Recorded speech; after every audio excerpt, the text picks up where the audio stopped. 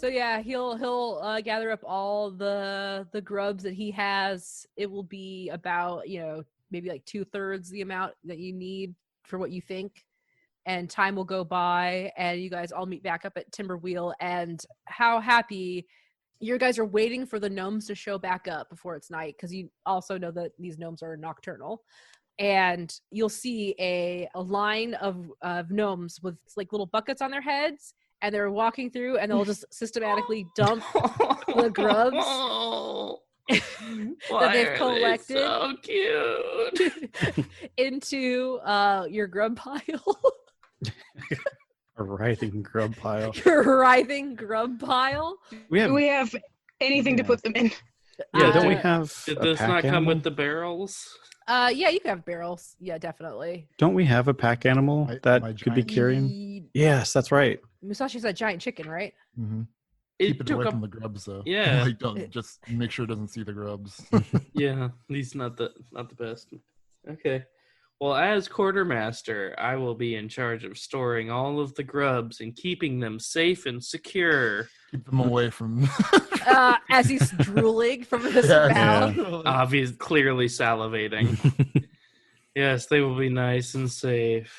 I want to spray paint on the side of these barrels snakes.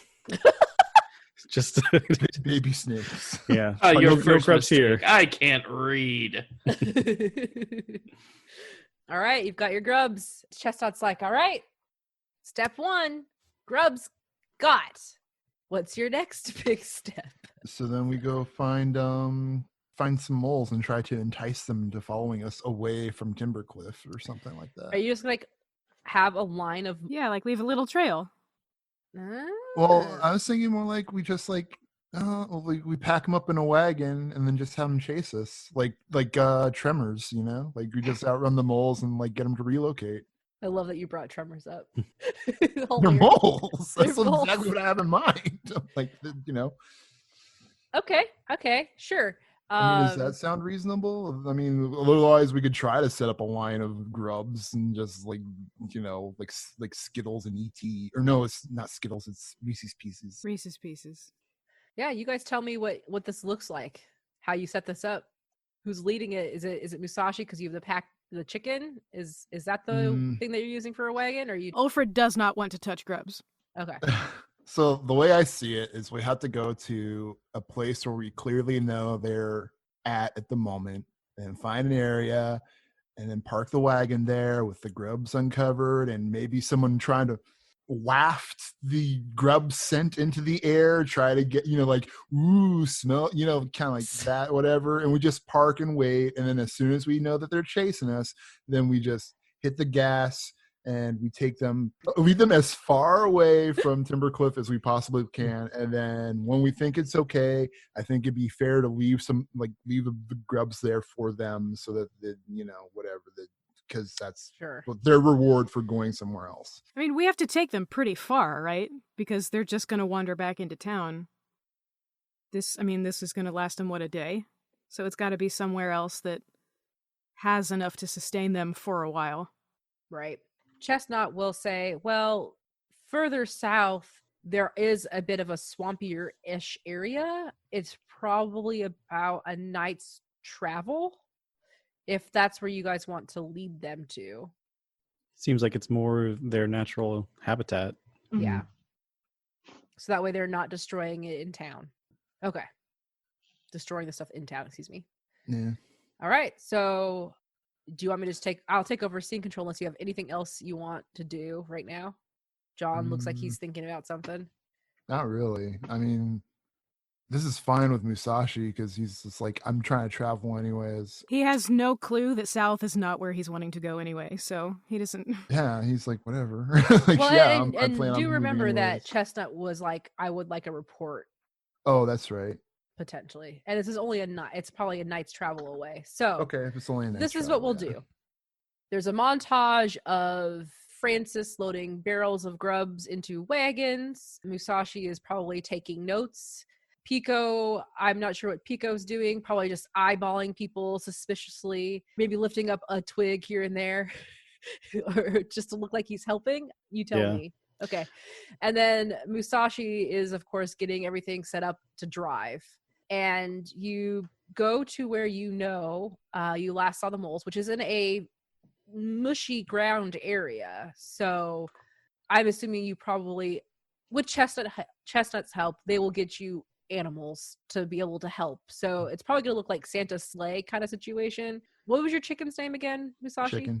Chicken? Yeah. Okay, so Chicken's up I front. think that was what his name was. Is it with an apostrophe in? Take out the I? Chicken? It's chicken. Okay. Just normal chicken. Okay, so Chicken's probably up front. There's probably like 2 mules and like a horse, because it's a lot of grubs, right? That's a lot of things and weight, and you guys are in the muddy area of the river. So who's doing the wafting of the smell? I can do that. I can stand on top because I'm tiny and barely weigh anything, and I'll just have a fan or something. We got you a comically big paper fan. Yeah. It's a souvenir from Timbercliff. And so this wagon's big enough for all of you to be on it, and like I'm assuming people will be like throwing grubs off the side to like lure them out and stuff. Yeah. Okay, so yeah, you're all set up. Pico is wafting.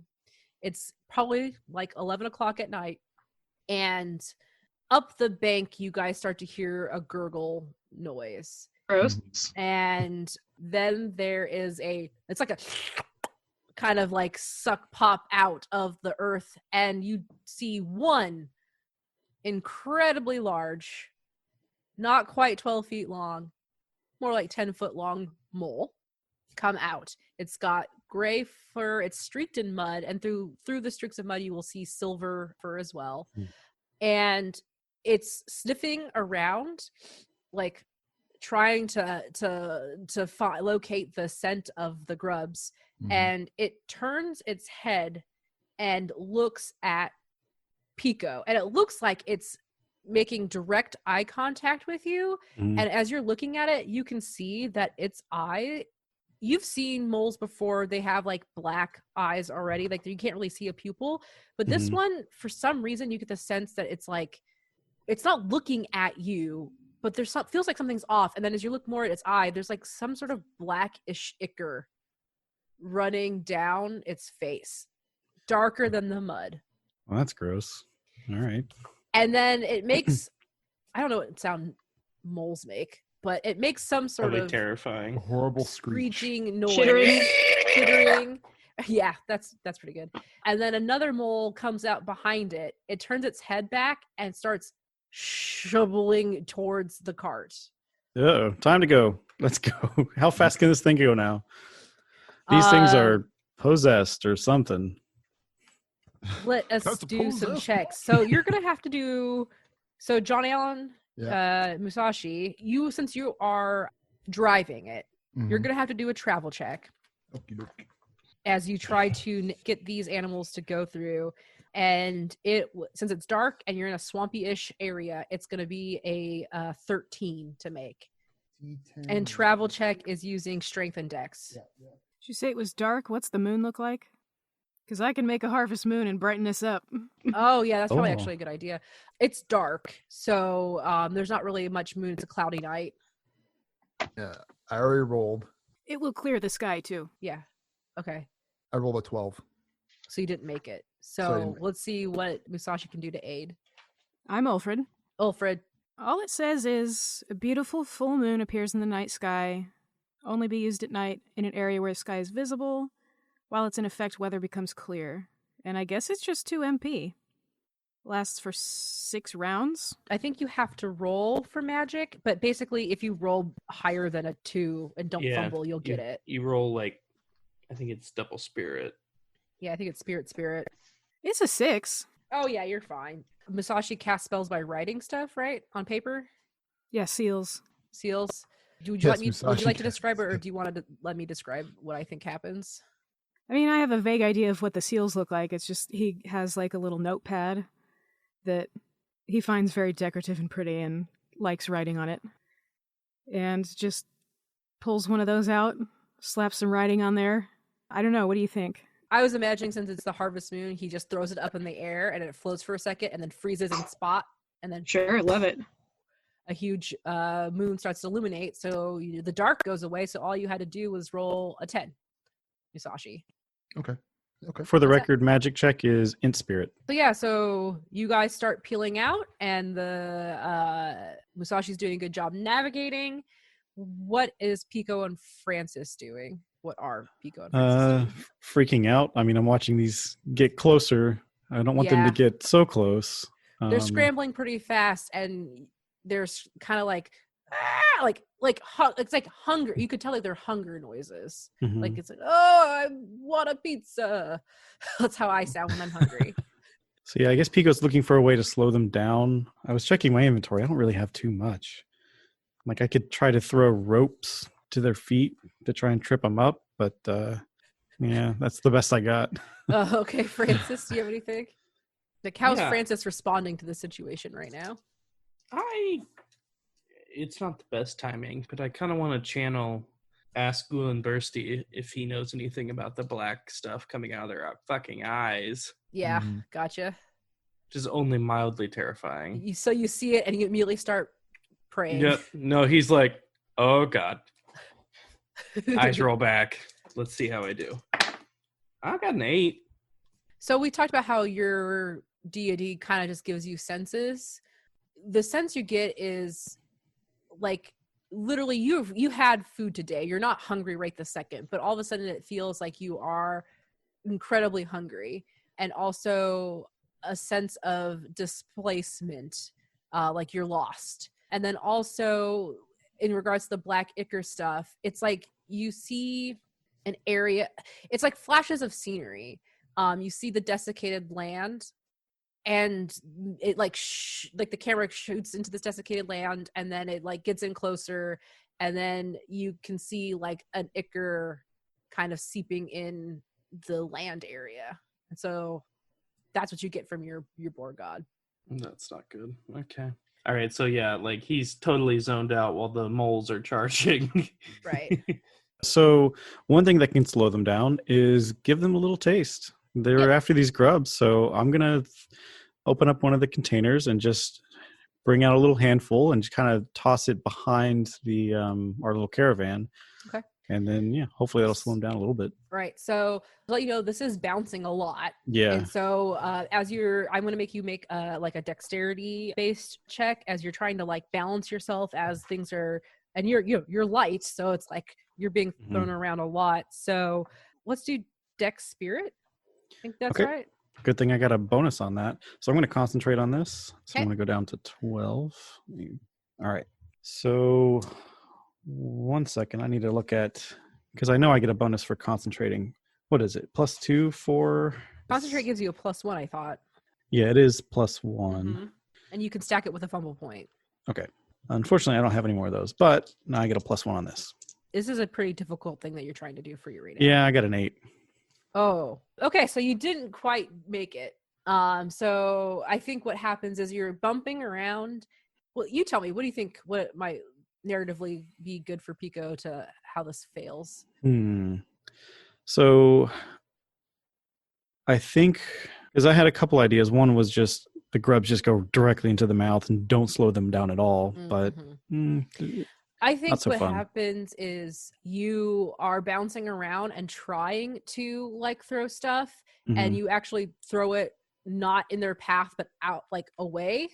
So it's like they go off course from you guys. And since Musashi has taken off super fast, they'll eat their grubs, but then they start sniffing around and they seem kind of like lost okay. again. I guess we'll have to circle back and get them again. We kind of lost them. Oh. I don't know how that happened. So then, Musashi, you're going to have to make another travel check as you navigate this new thing. And I want to. Yes, Alfred.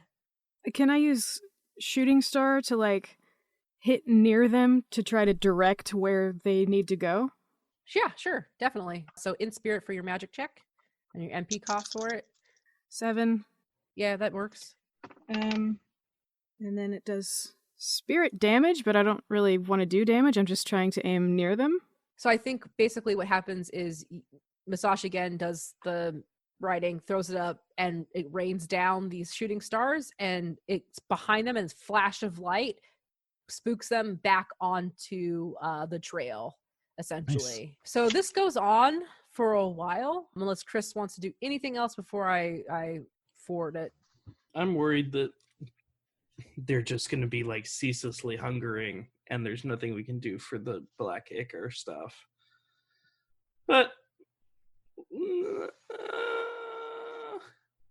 let's not worry about that right now. Okay.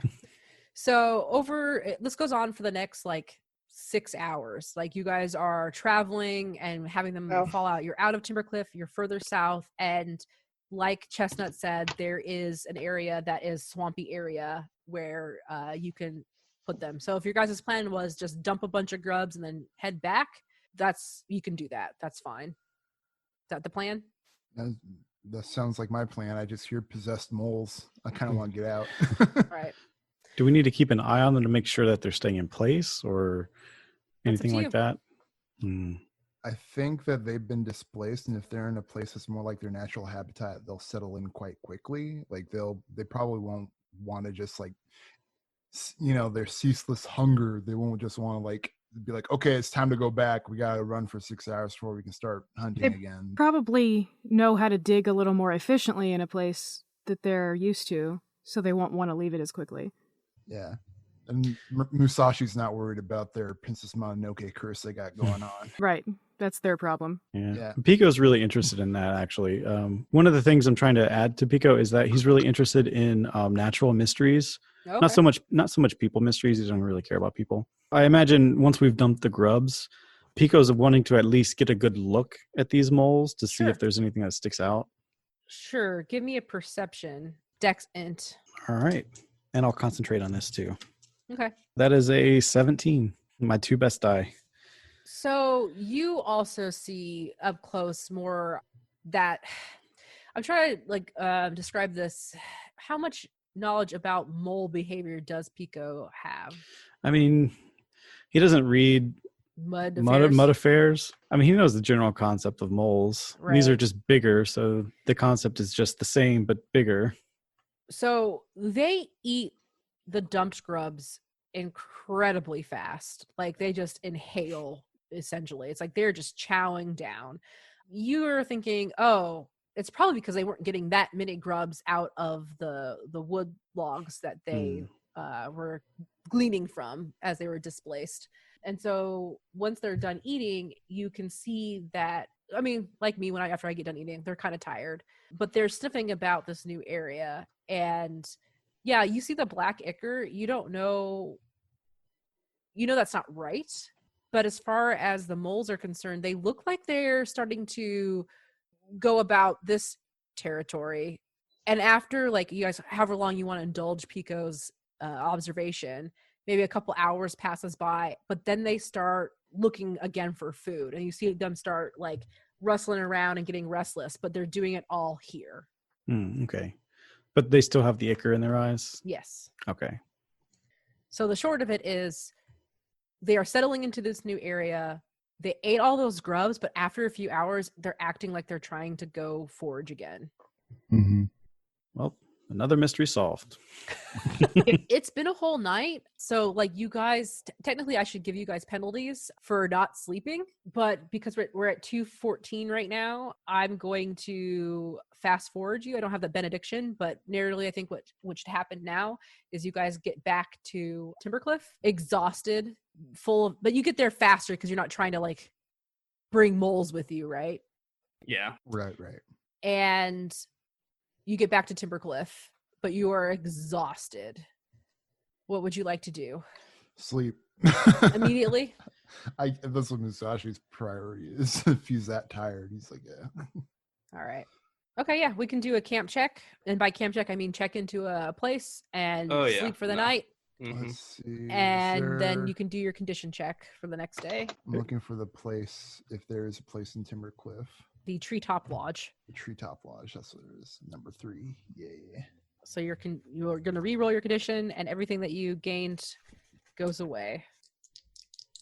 And a 9. Nice. And then you said I get, like, to heal and stuff? Let's do the camp check, Dex Int, Okay. to see what you get back health-wise. And the target you're going to have to get is like 7 because you're sleeping in a house. I thought. A 6. Did we say, we just said you just did it as a success, right? Mm-hmm.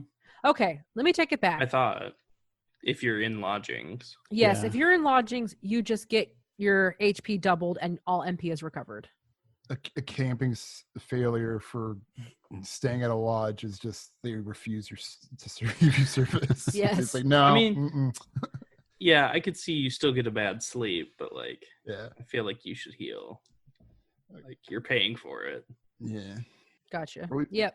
So we put in gold. Do we put in gold for this? I'm not or- going to worry about it right Okay. now. We're the town Alright. heroes. Yeah, we're Yeah. the town here. So like, yeah, Yeah, oh, exactly. Whatever the beaver guy, he'll cover. our Chuck. expenses. Chuck. Yeah, he'll be The like, moles are just a symptom. So I got to roll a condition check. Yes. I rolled an 8. Okay, Brandon. Mine's 6. Sorry. That's right. Ulfred. 7. Okay, you guys are okay. You sleep like logs. So yeah, so next morning you wake up, get together, and go talk to Chestnut because she asked for you to talk to her. Mhm. And so, how'd it go? What was the results? What was up with these moles? And they were hungry. We relocated them successfully from the way it Oh, looks. They seem to have settled in to the new place. That's wonderful, and no harm to anybody or anyone. Pico was shouting about possessed moles or something. Yeah, there's probably harm done to them. They look pretty messed Yeah. up. They had black stuff coming out of their eyes. It was really scary. Huh. I really couldn't pay attention. Driving at night is dangerous. I wasn't afraid, but it looks weird. Okay. I had a feeling like it came from the desiccated places. She looks very concerned. That's odd and interesting. So I think we've confirmed that the beavers are right. There is something off balance. This is unnatural and this is strange. I don't know how much more I can help you look into this, but there is a town west of here, a few towns over, called Stormbrook, and there's a mayor there, Temperance, who could help you out more. She's been here she's been on loan for, I'm just going to play it straight. She's ancient. She probably knows more. Like, how many About zeros loan. are we talking here? Like, she's in the hundreds, not like thousands, hundreds. Is that normal for gnomes, or is that weird? Well, Temperance isn't a gnome. Oh, temperate. I'm sorry. She's the mayor of Stormbrook. My bad. The raccoon lady. Some raccoons live Especially if they're long tanukis with time. giant ball Mhm. sacks. Yes, Mhm. yes. That's what keeps them alive. The life energy emanating from their giant sack. Yes, their coin purse. So I suggest you travel west. I did have one question. Was there somewhere the moles had been burrowing that we could look at that maybe some of this black stuff had been wiped off onto? Something that we could collect and look at? Well, I'm sure if you go into Timberwheel again and look around, you might be able to find maybe some of their stuff. Yeah, I think that's fine. Chuck will surely let you look around. All right, thank you. Yeah, Pico really wants to take a look. This is a good idea. Get a vial of that stuff. Okay. So you'll part ways with Chestnut. She waves goodbye, and you head down to Timberwheel. And yep, Chuck lets you in again, and he's like, "I knew it. Something's wrong. I told you. Told you. I told you." The gnomes agree. And you'll find a hole after poking and prowling around. Yeah, eventually you will find like a wood chip that has the black ichor on it. Okay. I'll take a sample of that. Your forensic kit. Yep. And I'll deal with that on the road, I guess. Yep. And I think if your guys are okay, that'll be the last scene as you see Pico putting in gently this wood chip and then doing a topper, holding it up, and it like glints in the sunlight and just Yes. a weird emanating sound. Not anything that anybody hears, but like music wise, like if this is a camera thing, Got it it. happens. And the black ichor jumps at the edge of the container. Yeah, it like starts pinking at it. No. Oh my goodness, it's a symbiote. All right. Good. We've solved the wood mystery.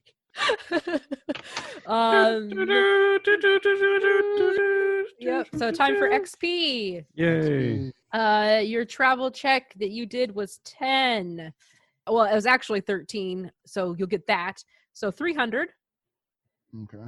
And I used my benediction ability, so 50 on top of that. Okay. And I'm going to give you guys the mole as defeated. I don't know. I think you dealt with the mole well. That's a thing in like D&D even. Yeah, and that's our general approach to enemies, monsters, is basically try not to kill them so far. Yes. So that was a level 4 monster. 40. So Okay. you got 390 XP. Also, it makes sense because we did a lot of preparation to avoid that battle. I had to give up my rainbow badge. Yep. Yeah. So what's our total XP at then? It should be at 2,000 what? 2120. which means we're level 5 now. Lagasp. Let me open the book and verify that before I start celebrating. I'm pretty sure 2,000 is the limit. That means you get an extra class. Nice. Also means I need to ramp up the threats. I'm going to level up now before I forget again. Smart. Just pick an extra class. Oh, and then, so what happens next when you level up in Ryutama? Your max HP and MP are increased. So you gain 3 points to divide between those two. So you get 3 points to put in your HP and MP. Your carrying capacity increases by 1. And then for level 5, you get an extra class. And so for next time, I'm going to give you guys the floor to kind of do what you want in Timbercliff. So think about that. I sent you guys the map. But yeah, next session is kind of like, I want to know what your guys as a group are feeling. So, all right. Thanks for playing. Thanks for coming. Viewers, listeners, let's go ahead and go around and just sign off where people can find you, if you want people to find you or not, and where that's at or where that's not at, and the end. So we'll start with Pico, aka Brandon. Yeah, you can find me on Twitter at BrandSeals. I don't post much, just the stupid stuff I say every day. And thanks for watching. Next up, it's Musashi, my brother John. I'm Brother John. You can find me on Twitter at monochrome_guy or that_drawer, spelled the same way as drawer conveniently. So those are the two places you can find me. I rarely post, but I'm trying to change that. So, if you want to keep an eye on it, that's cool. If not, that's cool too. Either way is fine. I'm too kind of, I don't know why I'm zapped of energy, but I'm just totally. We've played a lot of games this weekend, so there's that.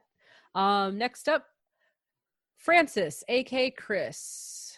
Hello, my name is Chris. I do not exist. Bye. Yep, we Do literally you think, manifest though? him just for these Geekspective games. Yeah, that closet back there, that's where we keep them. Yep, in a jar, much like the jar with the ichor in it now. Okay. And then last but not least, we have Ulfred, aka Kristen. I'm Kristen, and I hate the internet. Yeah. Yeah, it's not a Yeah. great place. That's Let's all. go back to the 2000s of the Let's go back only to the existing in dark ages. forums and nowhere else. Chris is The like, I don't want pets.com that. bubble. Ew. Neopets. Ew. Yeah. I don't want to be an How old were 8-year-old you? again. Yeah, I was gonna say you were 8 years old. I don't. I was anywhere from, let's see, 3 to 13. So no, no. I like being at least 18. All right. Well, I'm Amber. You can find me on Twitter at Rocket Orca. I spend way more time on the internet than I should. But I'm going to try and disconnect tonight. So goodbye. Thanks for watching, and we'll see you next time. Later. Bye. Bye. Hey, everyone. Thank you so much for listening. First, I just want to apologize quickly for the lateness of podcast episode releases. Everything is just a lot right now. Which brings me to my second piece of news. I don't think we are going to stream Book of Summer live anymore. Production and performing for a live audience has been a lot for me. So as a group, we talked about it and we decided that we won't be doing it live anymore. However, we will still record our video and our audio and we will put it up, but it just won't be a live performance. So what does putting it up mean? Well, that means I will still probably stream it live, quote unquote, on Twitch, but it's just pre-recorded video. And I don't think we currently have all the past streams up on Geekspective's YouTube yet, but I will be working towards that, and that's where all of the videos will go from now on. And of course, there will still be a podcast. If you've been enjoying Shapeshift, please leave a rating and review on Apple Podcasts. It really does help the show out. Shapeshift is a part of the Geekspective Network, where I host and co-host a lot of other cool shows. You can get information about the Geekspective shows by either following the Geekspective Twitter, that's @Geekspective, or going to the website at geekspective.com. I rarely talk about it on this podcast or promote it, but I also do a lot of stuff outside of the Geekspective Network. You can go to rocketorca.com to find out all the other podcasts and shows I've been on. I guested on a Dames and Dragons episode. I played Fall of Magic on Roll20's Indie Showcase. I was in a Band of Blades actual play last year that I don't think I even ever talked about. But most notably, what is happening currently is I'm playing in a Torg Eternity actual play streamed on the WebDM's Twitch channel. Go to their Twitter @WebDMShow to get information on it, and also the Twitch channel is twitch.tv/WebDM. And the GM is none other than Rudy Basso. Speaking of which, this episode was edited by Rudy Basso. You can find him on Twitter @Rudy Basso. That's RUDYBASSO. Thanks, Rudy.